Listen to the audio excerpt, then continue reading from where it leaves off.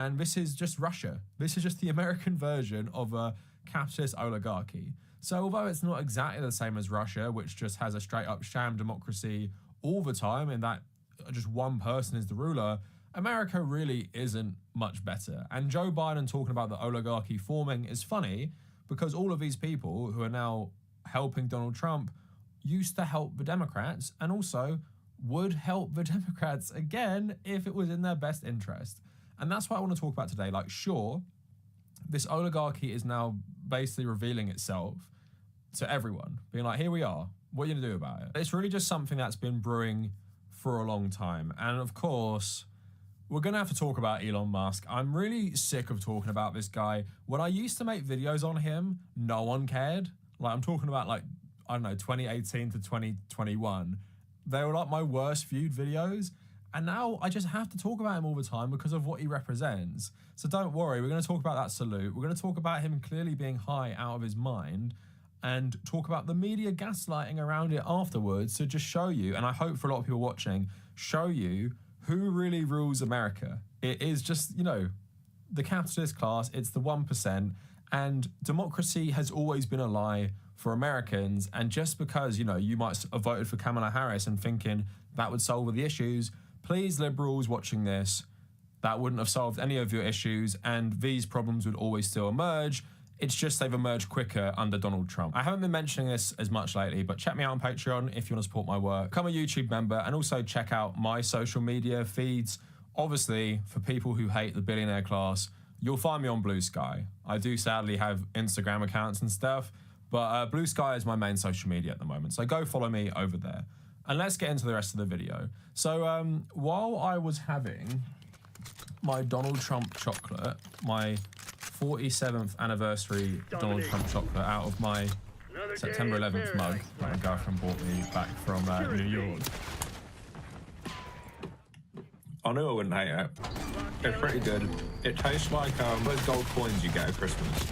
It tastes like the chocolate inside of that. So my review for the Donald Trump 47th President Special Edition chocolate bar, it's probably like a 6 out of 10. I had left it on the TV, so I walked out of the room where I was just, you know, chilling, and it was so weird. I wasn't really paying attention, but I walked in the moment he got sworn in, like his last words kind of felt like a movie or something, like, you know, in a movie when you see like random historic events, but only the main part. It felt like that.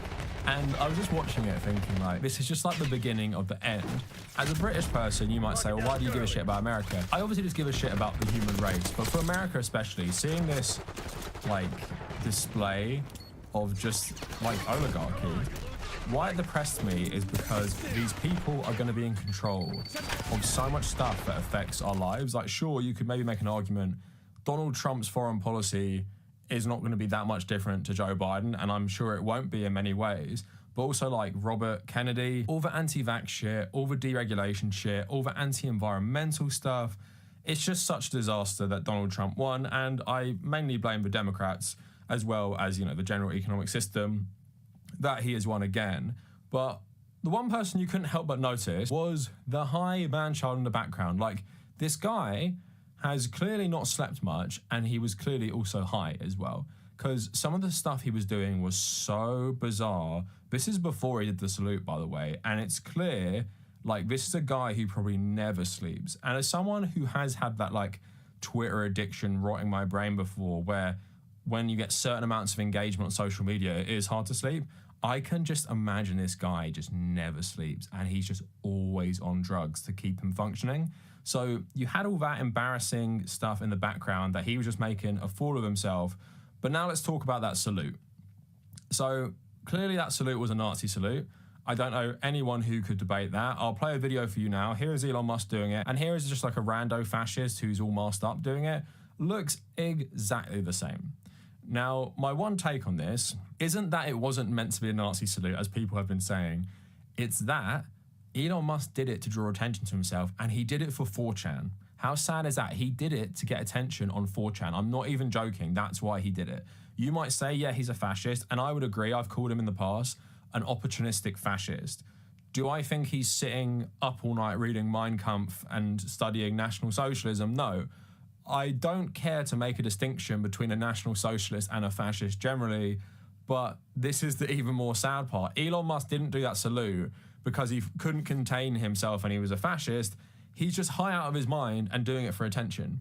He's just that kid at school who does loads of bizarre stuff to draw attention to themselves. As like a 55-year-old man who also happens to be the most powerful man in the world, right? That's what we're looking at. But obviously, it's like disturbing he would do that, right? Obviously disturbing. And like trying to be like this edgy meme as like who he is just so insanely embarrassing.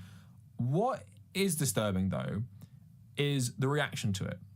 And this is the end point of liberal identity politics. We have an organization like the ADL saying, no, Elon Musk didn't actually mean it like that. This is an organization that calls anyone who would have some... They'd call me an anti-Semite for that, by the way. So I'm an anti-Semite because I want sanctions on Israel, but Elon Musk does a fascist salute and it's actually not one. That is the same organization, by the way. So let's have a look at some of the reaction, because obviously the media, terrified of being sued by Elon Musk, so they don't actually write it as it is, most of them. But this is like what people were saying, which is just so insane. So apparently someone who works at Newsweek saying, as a person with a strong track record of criticizing Elon Musk, I feel extremely confident asserting that this wasn't a Nazi salute. Elon Musk is a friend to the Jews. This man has Asperger's and he has thrown his heart to the crowd. We don't need to invent outrage. I saw another person saying about him being basically autistic. He has Asperger's. His movements aren't always coordinated. You're making fun of someone with a disability. You're disgusting.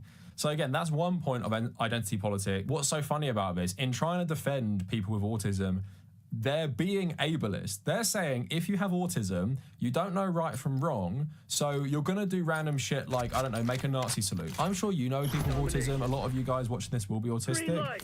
And a lot of you guys wouldn't have randomly busted out a Sig Heil in a public event. Acting like autism makes you spontaneously like do stuff like this or believe these ideologies. Like, do they not see how problematic that is? It's obviously, you know, absolute bullshit and no defense for doing it.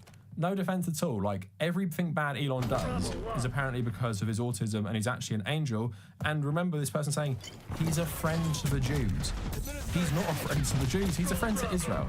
And that's what most of Western politics is being captured by. Fascist Zionism, which is inherently anti-Semitic itself, and using weaponized identity politics to silence critics of it. So at the ADL is the best example of this. It has no credibility. It's meant to be an organization against racism, particularly fighting against anti-Semitism. They see the most powerful man in the world literally do a fascist salute in front of, like, you know, hundreds of millions of people. They write, this is a delicate moment, it's a new day, and yet so many are on edge. Our politics are inflamed and social media only adds to the anxiety. It seems that Elon Musk made an awkward gesture in a moment of enthusiasm, not a Nazi salute. But again, we appreciate that people are on edge. In this moment, all sides should give one another a bit of grace, perhaps even the benefit of the doubt. And let's take a breath. This is a new beginning. Let's hope for healing and work towards unity in the months and years ahead. Elon Musk just writes, thanks guys. Crying emoji, because yeah, he's trolling everyone. He's trolling everyone. And this organization that has been going so hard against the far right in the past and so hard against Donald Trump in the past, not so bad. Not so bad that a guy who has a platform that is just like completely overrun with anti-Semitism, they have defended him multiple times because he supports Israel and silences critics of Israel, and he's personally friends with Netanyahu, right? It's so clear for everyone to see, and that's why it's so dangerous. This is a Jewish-led organization telling people that one of the biggest anti-Semites in the Western world is actually not one, and he actually wasn't doing a fascist salute because he supports this apartheid state. This is a guy who backs every single far-right party in Western politics, by the way, who are really anti-Semitic themselves. But just like in Germany with the AfD are fascists, but also they support Israel. I know that can blow people's mind that fascists support Israel and also don't like Jews, but Elon Musk is a perfect example of this. And also like the therapy speak language.